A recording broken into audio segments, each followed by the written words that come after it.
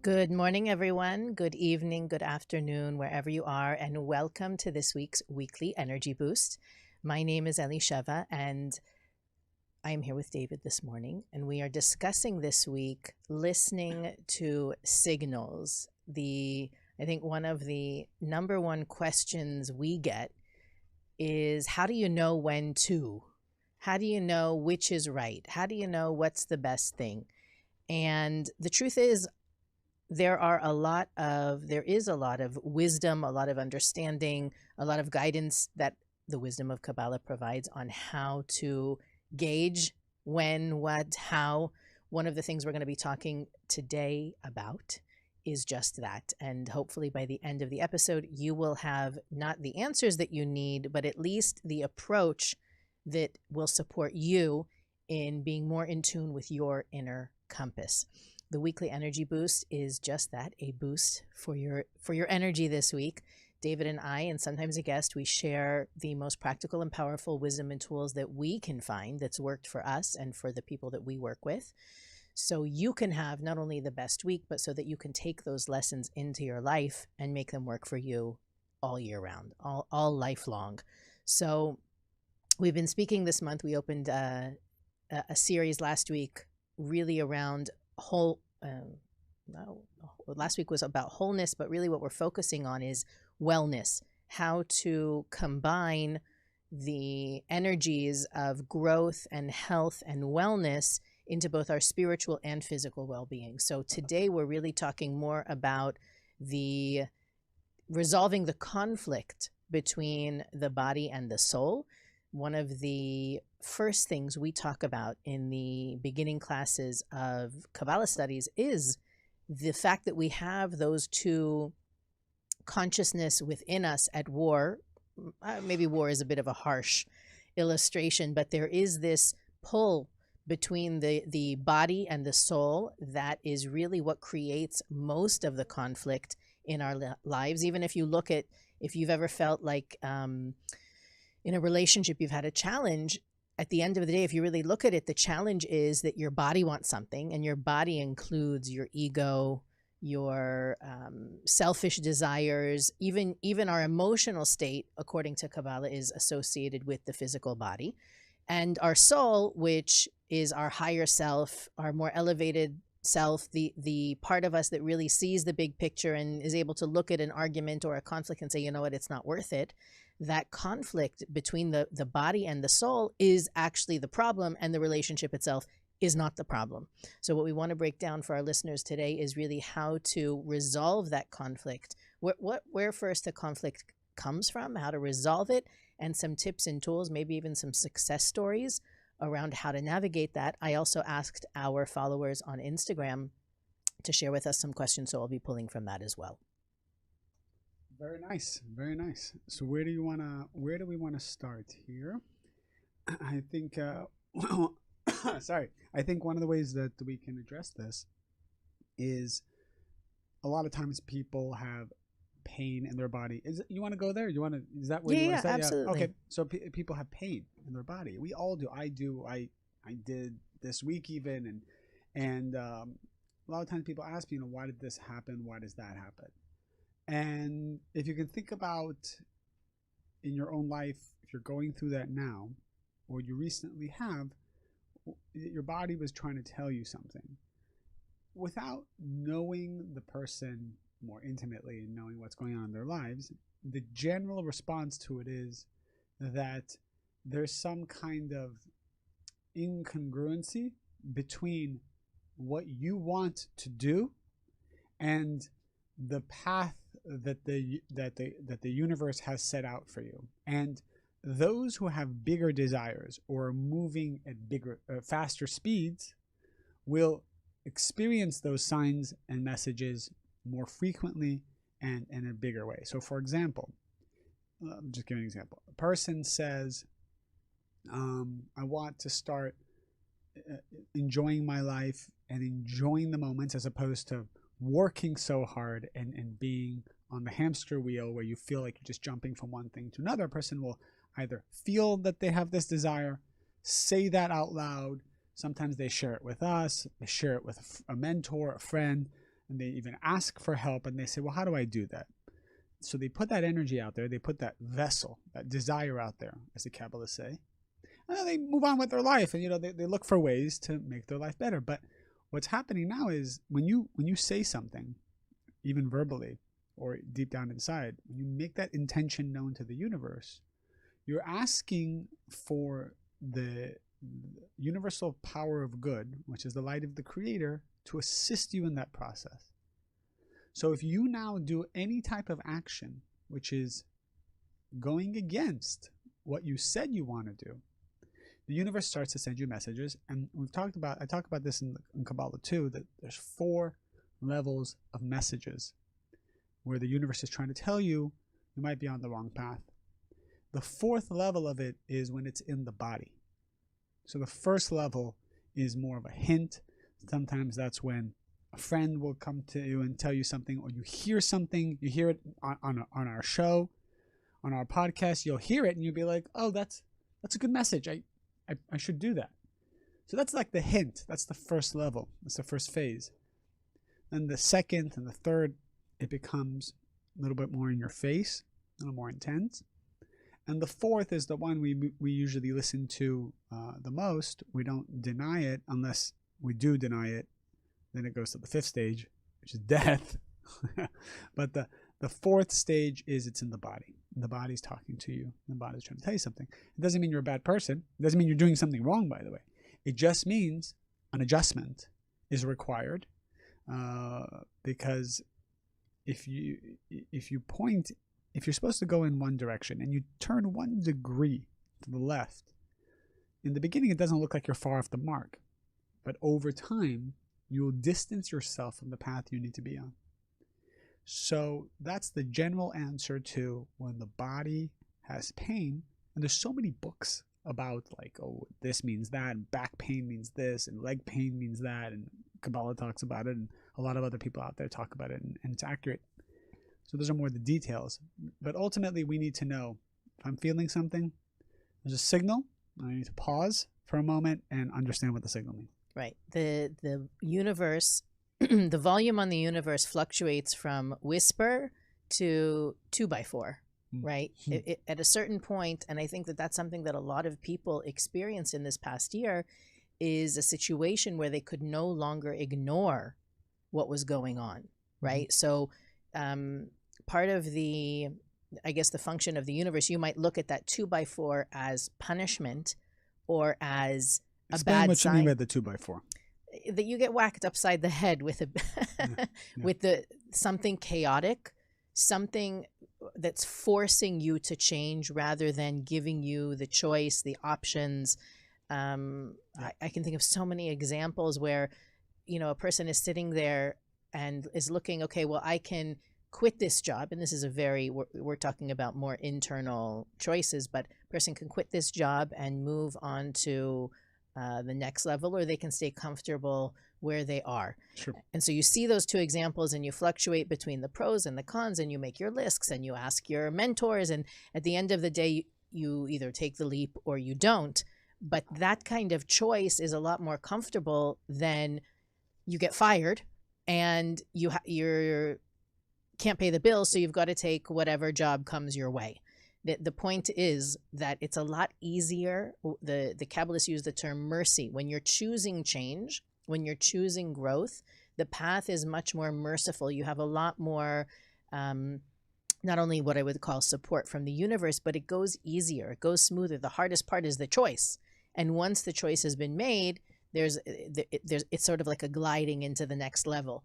Whereas when a person has to go through that change kicking and screaming, there is a lot more chaos and misery, suffering that's attached to that change because of all of it's like from the whisper to the 2x4, there's increasing levels of, what's the word on a car? Drag? Like, you want an aerodynamic choice, you want an aerodynamic process, pay attention to the signs and signals. Choose earlier than waiting for the drag on the car to be so difficult that it's almost like you have to get out of the car and push it in order to get it to its next level. So whereas you could have just glided to whatever that choice is, to that next level, instead you're literally pushing tons of weight in order to get to the same spot. And the body is, a lot of us say things like, I wish I didn't have to deal with this, or why is this such a burden for me? The truth is, without the body, and I look at, one of the things that I like to do is to look at what other people are doing. I think we talk about this a lot. I like to look at, which of the meditators, which of the meditation experts has the most following, what are they meditating on, or, the up and coming authors or masterclass teachers. And I'm always interested in what people are drawn to. Mm-hmm. And one of the things that is, that I see a lot of people drawn to is, think your way, think and grow rich, right? Mm. Change your mindset. If you've ever read Think and Grow Rich, you know that it really is all about changing your inner perspective, which then is going to result in external results, external change. It's guaranteed. If you follow those, he gives 20 different things you've got to do, no question, you will experience an upgrade in your reality. However, with the spirituality that's out there, a lot of it is a sort of rejection or denial of the burden of the physical reality, right? Disconnect from it. Don't pay attention to it.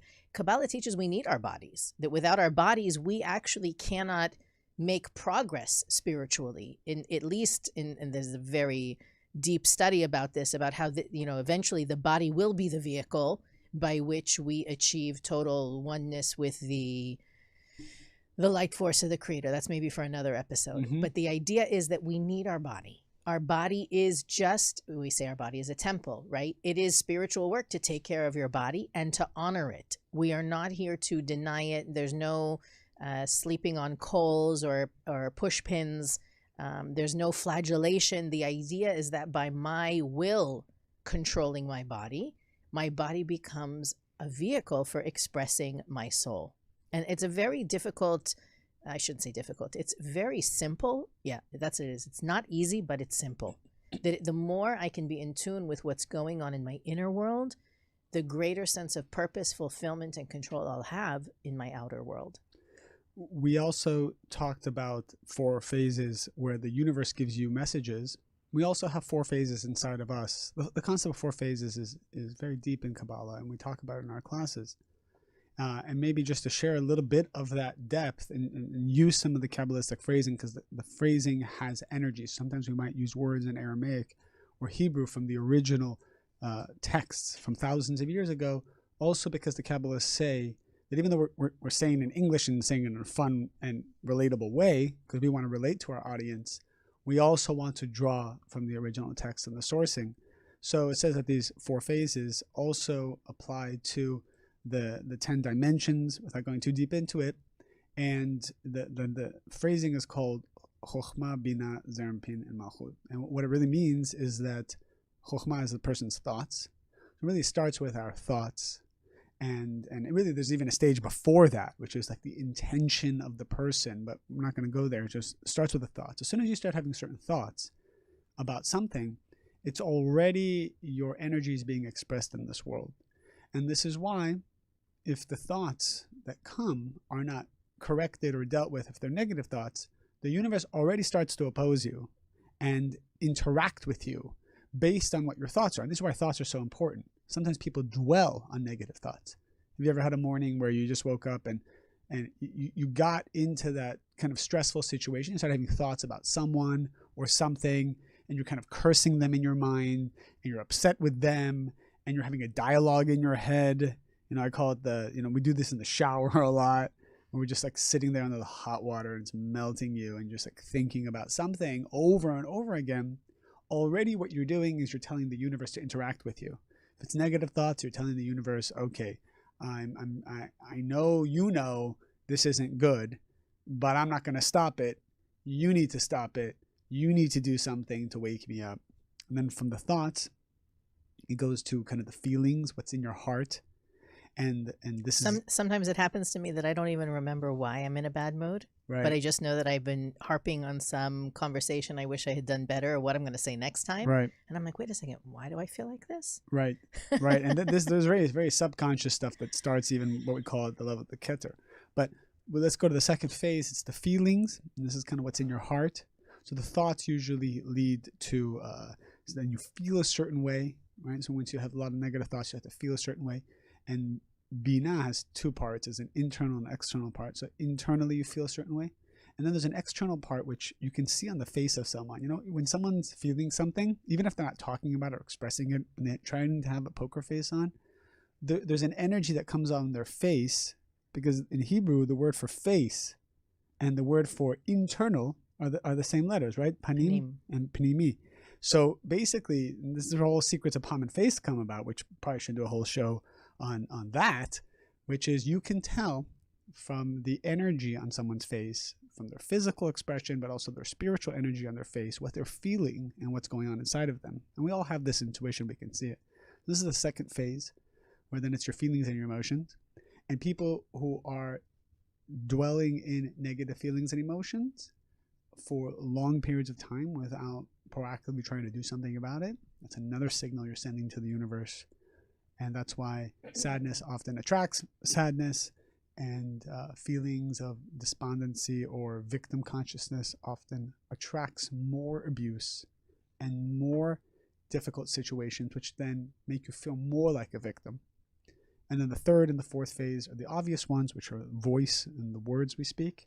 So eventually you'll say the things that you're feeling, and then it's the actions. Eventually then you will do things that were based on that. So these are the four levels. And when it gets to the level of the actions, and then there's four levels from actions. We're not going to go over all this in the show. This is like what we teach in our classes, but I want our listeners to understand the depth of where Kabbalah takes you. We're not just trying to throw nice concepts at you. We want to show you there's a science behind it. And so the actions, eventually there are actions, I'll just share it briefly. There's actions where you know it's bad that you're doing it, but you're just doing it anyway. That's a good thing, because at least you still know it's bad. Then eventually, in the fourth phase of actions, you actually start to justify it, and it becomes part of your reality, these negative actions that you do. And again, all started from the thoughts. And the universe, thankfully, sometimes interrupts us and gives us a little pain here and there so we can adjust, so that it doesn't have to go from thoughts all the way down to feelings and then our words. Because once you start saying stupid things in front of people and doing stupid things in front of people, now you're really jeopardizing who you are and your reputation. And then you become that person that everybody is annoyed with, and then you justify why it's okay to become that person. So as you can see here, the anatomy of the soul and how it's expressed from in relation to the interactions that the universe sends us. One of the things that I found interesting, I plan to share this before David went so deep, but if you look, we often, one of the main text of Kabbalah, the Zohar, is really a decodification of the Bible. And one of the prescriptions that's there related to illness, not feeling well, any sort of physical disconnect or discord, is to isolate. That the prescription, depending on the severity of the illness or the disease, the prescription is isolation. Now, you might look at that and say, actually, funny, we're in a time where people need to quarantine, or people need to, there's different things that we need to do before we remerge back into society after we've been not well. But the original intention of the isolation, regardless of contagion, that's what really speaks to me. It's not about if you're contagious or not. It's that when a person has, let's say, a skin rash or any kind of form of illness, the prescription is to isolate, whether it's for 3 days, for 7 days, then to check themselves with a spiritual master.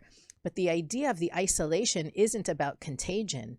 It's about giving the individual time to reflect on what's going on. What were the actions that led to the ailment. Mm. And that, to me, is where real healing begins. Healing begins when the person begins really to reflect. And you look at a lot of people who have gone through major illness, or even witnessed a loved one who goes through major illness, and as a result, they do a 180 in their own lives. It changes them dramatically, not just physically, right? It may have some physical ramifications as well, but it alters them at their very core, because the ailment itself is the result of needing that. And I have a very dear friend who recently got some very, what's the word?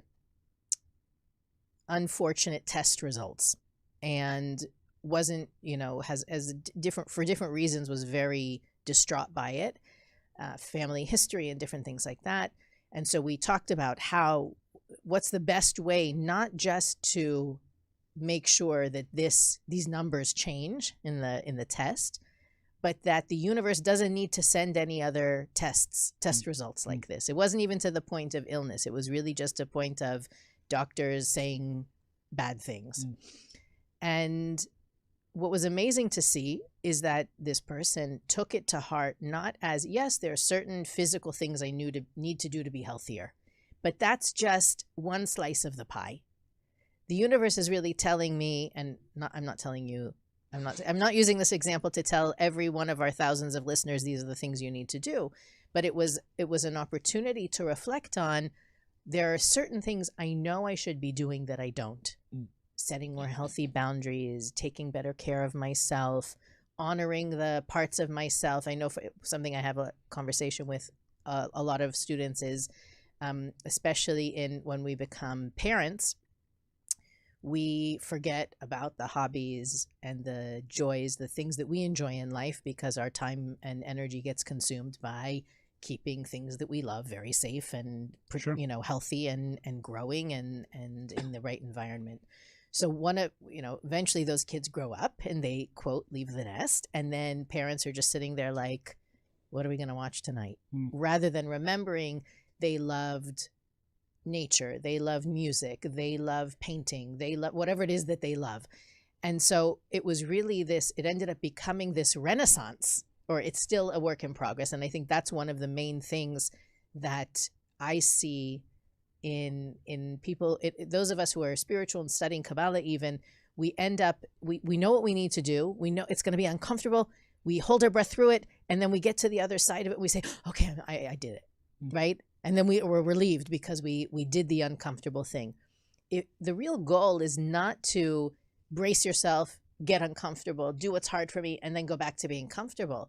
The real goal is to incorporate what's uncomfortable for me into my comfort zone, to be able to do it. Whatever I dreaded before now becomes something that I look forward to, or that I enjoy, or that, even maybe I don't enjoy it, but at least I'm good with doing it. And it's no longer something I brace myself for.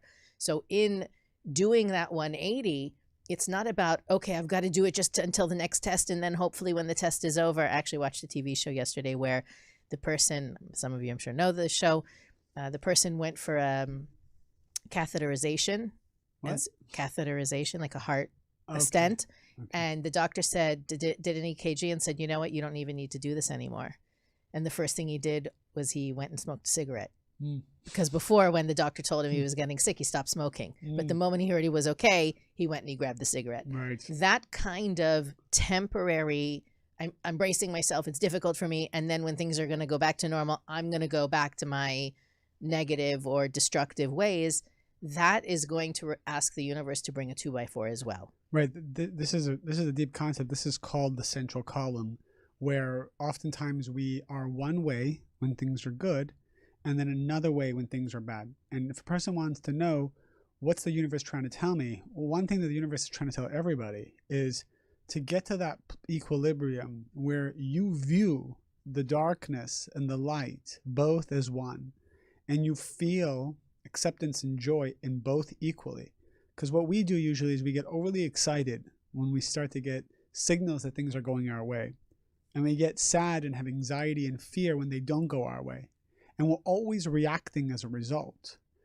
people say, what's the purpose of my life? The first purpose is to get to that place where you're not reacting. This is Kabbalah 1, class 1, where you're also not shutting down and becoming numb, because that's the opposite side of this. It's being present and realizing that what you're going through, both the good and bad, is an illusion, and you're taking control over it. As our teacher Rav Berg would say, Kabbalah helps you take life and everything that's going on and put it in a box where you can view it and you can be in control of it, as opposed to feeling overwhelmed by it. So this is called the central column. It's also called Tiferet. It's the point of restriction, if I can use some more of the Kabbalistic terminology. Well, I had something as Elisheva was talking, it brought to my mind another concept about wanting to know what the universe is telling you. In order to decipher that message, it will never be revealed to you what the message is, as long as you think the message shouldn't be happening. As long as you think that this situation is either bad, shouldn't be happening to you, it's wrong, God made a mistake, and you're upset about it, whatever. Or you're being punished. Yeah, you think. I think a lot of people look at when they go through a challenge or they don't get what they want, that it's a punishment or it's a bad sign. Oh yeah, or there's something wrong with me. All of these emotions, even though it seems like maybe they're spiritual in some ways, and I can beat myself up, actually what they do is they put you in a frequency where there's no affinity with the light of the Creator. So you actually can't have the Creator speak to you. We talked about this once around death, because this week also has a lot to do with death and reincarnation. That energy is there. The secrets of souls who passed away can be revealed during this week. And there's a period of mourning after death, which the Kabbalists say is important for the body to go through to release the soul of the person who died. After that week, there's a 30-day period from the moment of death, burial. But then there's another phase where acceptance and joy is actually what brings you closer to the soul that passed, because that's how you have affinity with the soul that passed. A lot of times people think that in order to maintain the memory of the person, to have respect for the deceased, I should feel sad or upset, or maybe not even move on, because I'm in some way disgracing them or not respecting the one who's passed. But actually, Kabbalists say, having acceptance and joy and being able to move on brings you to a closer affinity with the person who passed away. And as a result, that soul can visit you and talk to you and communicate with you, and so on and so forth, which is something more of a reincarnation class. So acceptance of the painful situation is the fastest way to receive the message of why it's happening. And if you're wondering why something is happening and you're not getting the message, because you haven't paused and accepted, and even if you're faking it, but you're trying to accept it, this will reveal the message. And that's a good advice I've been giving a lot of people in the past year, is to at least live life at a slow enough pace that you're aware of the opportunities to ask those kind of questions. Because a lot of us run, like you said before, we're on a hamster wheel. I shared, I woke up this morning late, and honestly, it may very well be a marathon until this evening comes. But most of us live our lives like that. We hit snooze until we can't get away with it anymore. We run out of bed, take care of our physical needs really quickly, get dressed, or, pop in front of the computer to do emails or Zooms, meeting, work. It might be 2 o'clock before we realize that we might be eating while we're working, right? It's like this constant, we're acting like we're sprinting when really it's a marathon. And we sprint from thing to thing to thing to thing to thing. And then only at the end of the day, when we slow down, what we've done or the opportunities we missed may or may not catch up with us. And it's like, what happened there? What was I doing? I can't believe I said that. Oh, I forgot. I learned to say pause. What a pleasure. Why did I forget? I should have said it then. And it's like it's basically a recipe for a life of regret. And the amazing thing about slowing down. You can, I'm sure there are people who are hearing me saying, I can't, I have so much to do. I'm not going to accomplish anything. If I move more slowly, I accomplish so little as it is.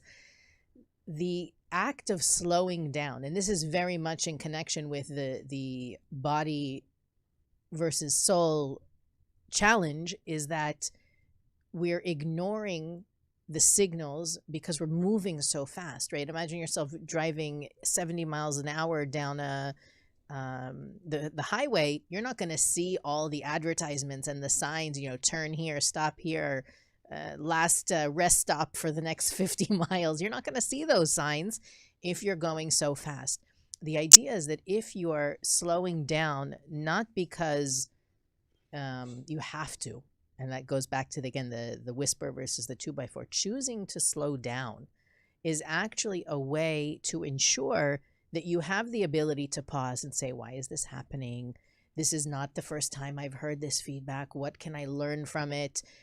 Why do I feel like I'm pushing, my head is up against the wall. I'm banging my head over and over and over again. Nobody's listening to me, right? If we're moving too fast, all of those scenarios end up feeling like they're about someone else.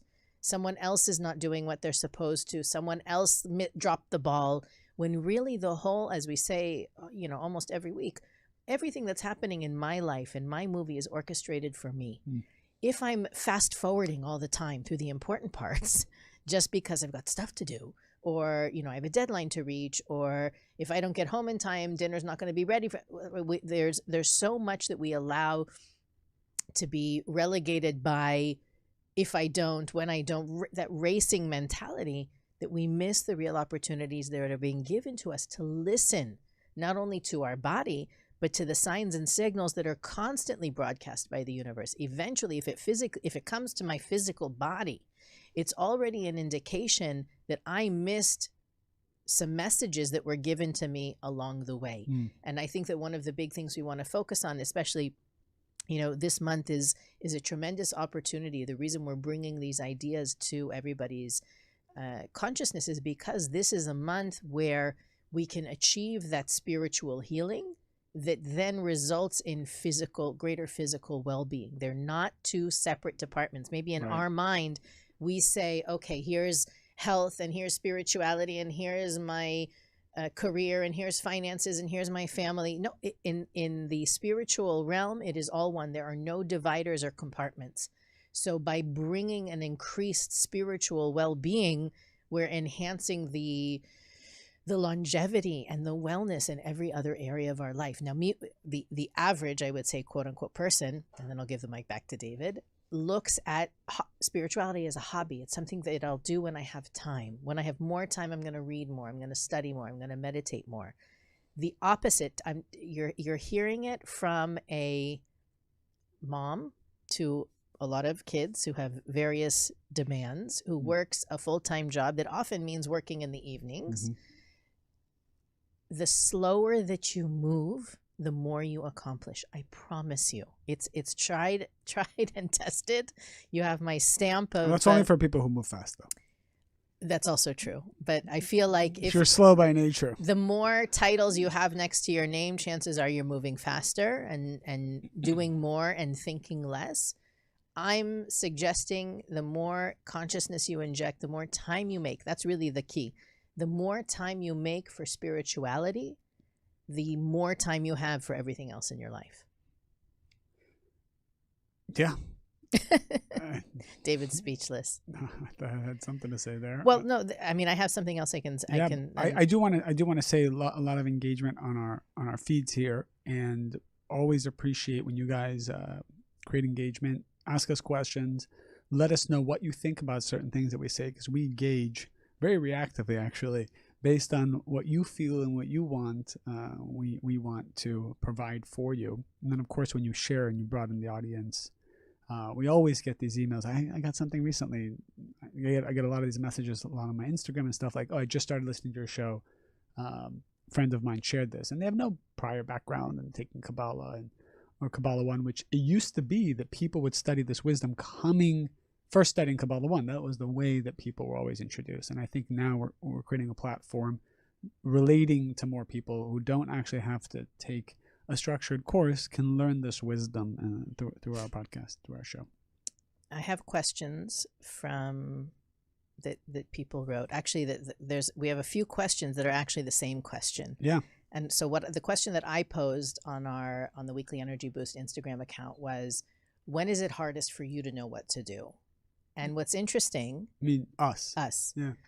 The interesting thing is that the common theme for almost all of the questions, I would say 98% of the questions were, it's most confusing to know what to do when someone else is involved, when my decision is going to affect others. When it's only me and I'm choosing for myself, it's more clear. But when my decision is either for someone else or is going to affect others, it's harder to know what to do. And that's true. It's true. But I have like a little Jiminy Cricket voice in my head, like my conscience comes in and reminds me in those moments, if it's good, if it's win, the best choice for all of us is the best choice for me. Now that doesn't, what that means is that in any opportunity that we have to make a decision, the answer always lies in the future, not in the right now. The choices that we make that are not the right choices, and that should be in italics, the right choices, it's because we're looking at what's in front of us right now and disregarding the long-term effects. What do I mean by that? Very simple example. My daughter loves chocolate. She could eat chocolate all day and all night. If she asks, if she's persistent enough, she knows I may break down, so she is persistent. Yep. If I give her all the chocolate that she wants, will I have peace and quiet now? Yes, I will. Is it going to serve anybody in the long term? Absolutely not. And that's a very stark example, but I promise you, all choices are like that. If I'm looking for relief in the moment, or I'm looking for someone else to provide relief for someone else in the moment, it will only create more damage in the long term. The right choice is going to be win-win for everyone in the long term, not in the short term. And for that reason, we invite people to look at those situations. The best advice I ever got was to imagine you're watching what's going on a movie screen. And I don't know if it happens to you, maybe movie screen, your TV screen is a more accurate example right now. You've ever looked at, somebody in opening, is about to cheat on their significant other, and you're like, no, don't do that, right? You're telling the character what to do, or in a bad horror movie, horror film, they're about to open the closet door, and you don't open the door, right? You know what they should be doing, right? It's easy when you're not involved to make a better choice. So if you can watch what's going on a movie screen and give yourself the advice you would give the actor or actress you were watching on TV, chances are you'll make the better choice. But what happens is the body, and I actually wanted to read something I read really beautiful. The body is not necessarily, when I say the body, I also mean the emotions, is sometimes going to pull us back into looking at how everybody feels right now, right? That sometimes when you really love someone, you have to deprive them of what they want, because that's going to help them most in the long term. So I want to read this. It's just a couple paragraph and a half or whatever.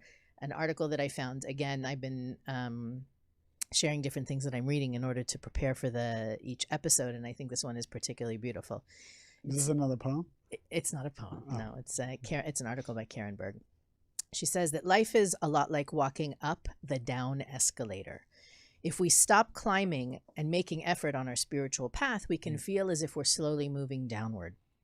With spirituality, we can ascend in this world, even if we're on an escalator moving downward. There is a beautiful divine balance inherent within each of us. Our body wants to sleep, eat, and feel comfort.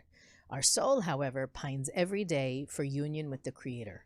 These two forces together allow us to exist in the world. This is the hidden balance of the human experience. It is a divine and beautiful system that the Creator created so that we may learn our spiritual lessons.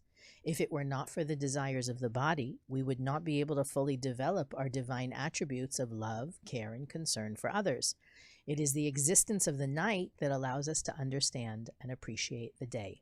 This force of the body that wishes to receive for the self alone is a relentless force. Like the down escalator, it is forever imposing its energy upon us. However, we have our soul, our gift from the Creator. Our soul is our birthright and our constant link to the Creator. It is our light, our reprieve, and our power to rise above the forces of self-involvement, apathy, ego, all of those things the Kabbalists refer to as a desire to receive for the self alone. Our soul is our inner truth, and the soul has but one desire, to share. We are at our greatest and most authentic when we are in alignment with our soul's desire. This week, we are bestowed with the precious gift to connect further with our inner divinity, allowing us to rise above any challenges or negativity that may be present in our lives. And that's really, I think, the crux of what we were trying to bring here, is that in that conflict, right? I want relief. I want things to be okay right now. We're sometimes sacrificing our true desire, the desire of our soul, which is to be in greater affinity with the light. And that the body sometimes comes in to interfere, not so that we'll give in, but so that we will recognize, okay, this is not in affinity. Right now, I'm not acting like the Creator. I'm not acting like the light. I want to be left alone. If anybody has ever said, just leave me alone, that is an indication that we are not in touch with our soul. And so that doesn't mean that we don't take time, and we've spoken about this ad nauseum about, it's important to take care of yourself and to know your limitations. And we had a couple months ago a guest that was sharing about how to know when you're in the red, and it's essential, but at the same time, it's also important to acknowledge the disparity between those two forces and to learn how to both take care of the body. I think I shared it a couple weeks ago. If you know you're going to get hangry, put a bar in your pocket so that you won't get that way, right? Don't prevent yourself from being your best when you know your limitations. In the same way, we are here to do as much as we can to amplify the voice of our soul and to nurture that voice so it is the dominant force in our day-to-day lives. Beautiful. And also to the point of when people say, when is it hard for you guys to make decisions? When I heard that, I said, well, I probably have a list of like 15 open items where I don't know what to do, and it actively bothers me about what to do, how to do it, how fast to do it, who to do it with, and it's just not clear to me, right? It's not clear to me what to do. And I was thinking about it, and I said, well, when was it ever clear to me? And I would say, and then I started thinking about my students, and started thinking everybody I'm close with, and it seems like at any given moment, there's something on their plate that is confusing to them. It might be totally clear to everybody else, because we're always very good at giving other people advice and seeing their big picture more than they are. But then I realized that there's something called Or Makif, the surrounding light of the person. And your surrounding light is always trying to manifest to become your inner light, to become your new reality, light that's been earned by your vessel. And the way that the surrounding light expresses itself and knocks on your door is by presenting confusion to you. So even though we all want a life where everything's clear, that doesn't make any sense, because the only way to go from one level to another is through the door of confusion. And not knowing what to do is the door that every Kabbalist looked for, because that is the door to your soulmate. That is the door to financial security, to understanding how the world works, to healing things you don't even know are sick, to having a feeling where you have a purpose, to finding the right circle of friends and people to be with. It's usually through the door of confusion. So while people don't ever want a reality when they're confused, it is the reality of confusion that actually is the doorway and the gateway to your next level. So I can't really remember a time where I had less than 15 confusing things on my list. This is also a period, by the way, where things feel heavier than they are in reality. The little sign on the mirror that says things in the mirror are closer than they appear, your rear view mirror. Yeah. So right now we're in a period in the Kabbalistic calendar where things things are heavier than they appear. And I think it's important to bring it up also with regard to our topic this week, because there's a Kabbalistic, I would say, adage or saying that the harder something is to do, the more light it reveals. Sure. And in times like now where things may feel especially dark, and I say they feel especially dark, what I mean is that you may have no reason to be in a bad mood or to feel heavy, lethargic, dread, but yet for some reason you do. That is a collective energy that we're going through right now. It's a heavy period that we're in right now. And the Kabbalists teach that those things that we do that reveal light. Now, what are the things that we do that reveal light? Anytime we share, we get outside of our comfort zone, we do something proactive, we go against our selfish nature. In times like these, we reveal much more light than in a time where we're not feeling that way. So the body telling us, well, I'm tired, or it's heavy, or I don't really feel like it. It's, you can imagine if you hold a candle up on a sunny day, right? How powerful is the addition of that candle to the light in the moment, versus in the dead of night, if you light that candle, you illuminate the whole forest or the whole stadium or the whole house. That's right. So that candle right now, whatever you're able to do, whatever light you're able to reveal, even praying for someone, I was reading, I read something beautiful that the Kabbalists say that, when you're prompted to say a kind word to someone, or to reach out to someone with words of love and care, that prompt that suddenly you want to say something nice is not you, it's the Creator. Right. And those kind of words can be healing to the other person. So especially in this time, it's important to acknowledge the heaviness, but also know that whatever light we are able to reveal in this time, it has much more impact. It's much more dramatic. It's much more influential against the contrast of the darkness than, let's say, a time when you're in the mood, you're feeling good, you're bursting with energy and joy and just can't help but share it. It has a lot more impact when you feel the opposite of that.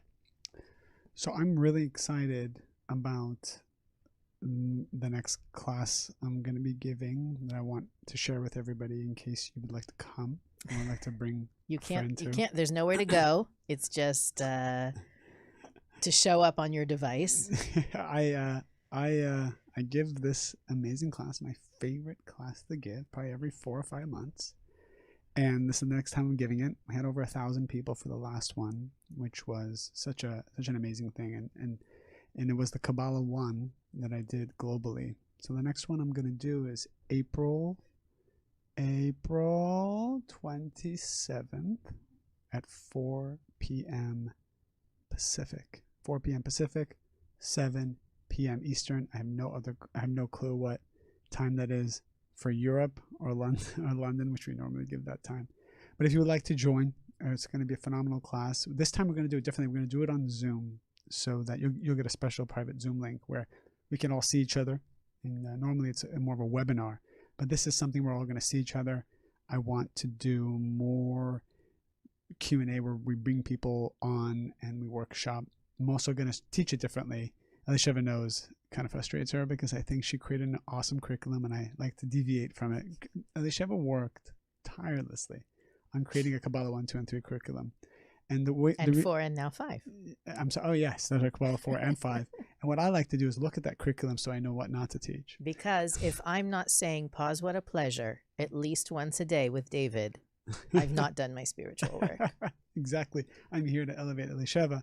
So by the way, I think people should take Kabbalah 1 every 6 to 12 months. So part of what I like to do is change the lesson plan a little bit, sprinkle more depth in there. And I think even people who are brand new to Kabbalah 1 enjoy and appreciate more depth. And that's what we're going to do. So April 27th, that's in 8 days from today's show at 4 p.m. Pacific time, a little earlier on the Pacific time. And of course, it's pay what you can. So if you can't afford, you can pay whatever you're able to, and there will be recordings for each class too. So if you're just signed up and you can't even make the live webinar, you will get the link to the recordings. Right. And if you're listening on the podcast, you can email us at energyboost@kabbalah.com, and we'll send you the link to sign up for David's class. Right. He only teaches it a couple times a year. So if you haven't taken it yet with David, you can jump on that. You should jump on that bandwagon ASAP. I also want to say, if it's okay, I wish we prepared the slide for it, but I have a private text community that Elisheva told me I should sign up for, and I did. It's called My Community. It's the My Community app. I already have 1,000 people on it, and basically every day I try to send 30 seconds to 60 seconds of wisdom about that day's energy, and sending other stuff as well.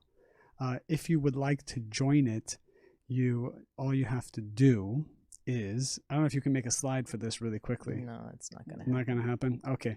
All you have to do is text me, and my number is 310-388-4573. And just text hi, and it'll prompt you how to join. So it's 310-388-4573. It's all thanks to Elisheva telling me to do this. And it's incredible because I'm engaging people through text. I'm not going to spam you, obviously. I'm just going to send you bite-sized bits of wisdom to give you secrets and consciousness every day. And it's only for US and Canadian phone numbers right now. So even if you live anywhere around the world, you can still get a US or Canadian phone number if you want to be subscribed to this. That's all I got. All righty. So we will continue this conversation in the coming 2 weeks as well, around how to increase our spiritual and physical wellness according to the wisdom of Kabbalah. I encourage everybody to share, like, rate, review, and continue keeping the weekly energy boost circulating around the world. I hear from people every week. It does not cease to amaze me how many people and what corners of the earth we are reaching. So that's all because of you. So thank you. And we'll see you next week on the Weekly Energy Boost.